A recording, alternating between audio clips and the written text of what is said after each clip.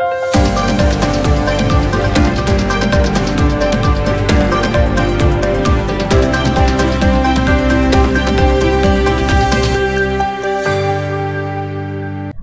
शंखनाद न्यूज चॅनलच्या बातमीपत्रात आपल्या सगळ्यांचं स्वागत आहे। सुरुवातीला पाहणार आहोत मुख्य बातम्या।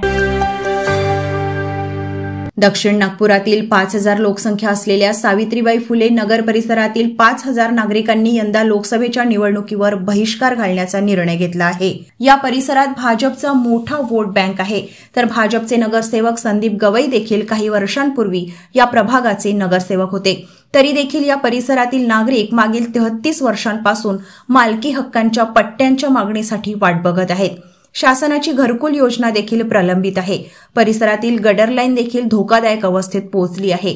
याबाबत वारंवार तक्रारी करून देखील कुठलीही हालचाल झाली नसल्यामुळे नागरिकांनी यंदा लोकसभेच्या निवडणुकीवर बहिष्कार घालण्याचा निर्णय घेतला आहे।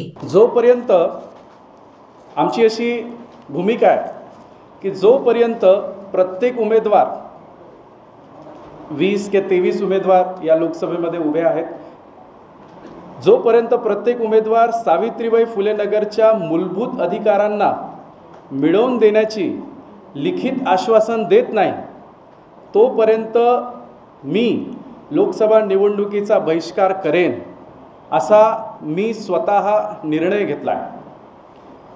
हा निर्णय घेण्याचा मला अधिकार आहे। मला निवडणुकीत भाग घ्यायचा आहे किंवा बहिष्कार घ्यायचा हा मला अधिकार आहे। त्याच्या मागची तीन कारणं मी तुम्हाला प्रमुख कारणं वर सांगितलेली आहे। आता थोडं सविस्तर जे तुम्हाला प्रेस नोट दिली आहे तेच मी वाचतोय, पण ते व्यवस्थित अजून पटवून देण्याचा प्रयत्न करतोय।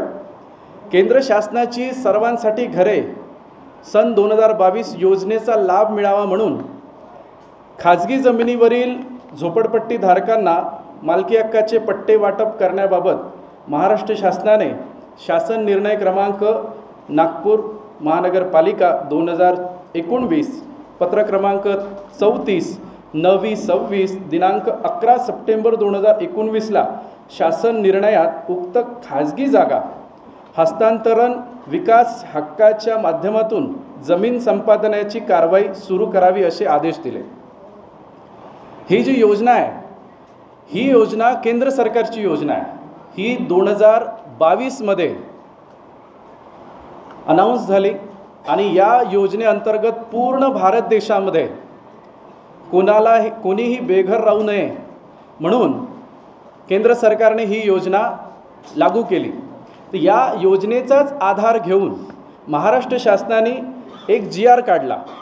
तो GR 11 सप्टेंबर 2019 ला नागपूर महानगरपालिकेला सुपूर्द करण्यात आला। त्यानुसार या आदेशानुसार खाजगी जागेवरील अतिक्रमण धारकांचे अतिक्रमण क्षेत्र झोपडपट्टी म्हणून संबोधले गेले असल्यास हे त्याच्यातली तरतूद आहे, हे नॉर्म्स आहे, हा नियम आहे। हे नॉर्म्स म्हणजेच अतिक्रमण क्षेत्र झोपडपट्टी म्हणून जर संबोधलं गेलं असेल अशा खाजगी जागेवरील अतिक्रमित झोपडपट्टी धारकांना पट्टे वाटप करण्याच्या अनुषंगाने शासनाने उक्त निर्णयान्वये कार्यप्रणाली निश्चित केली आहे। लोकसभेच्या उमेदवारांनी आमच्या मागण्या पूर्ण करण्याचे लिखित आश्वासन दिल्यावरच आम्ही सदर उमेदवाराला आपले मत देऊ अशी प्रतिक्रिया परिसरातील नागरिकांनी दिली आहे।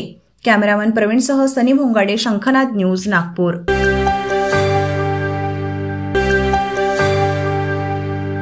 77 वर्षापासून आयुर्वेद सेवेत असलेली शिवशंकर आयुर्वेदिक एजन्सी अनुभवी वैद्य डॉक्टरांद्वारे जटिल किरण रोगांवर विशेषतः आयुर्वेदिक उपचार उपलब्ध आहे। सर्व नावाजलेल्या कंपन्यांची औषधं आणि सर्व प्रकारची जडीबुटी आणि रोगप्रतिकारक शक्ती वाढवण्यासाठीही अनेक प्रकारची औषधं मिळवण्याचे एकमेव विश्वसनीय स्थान।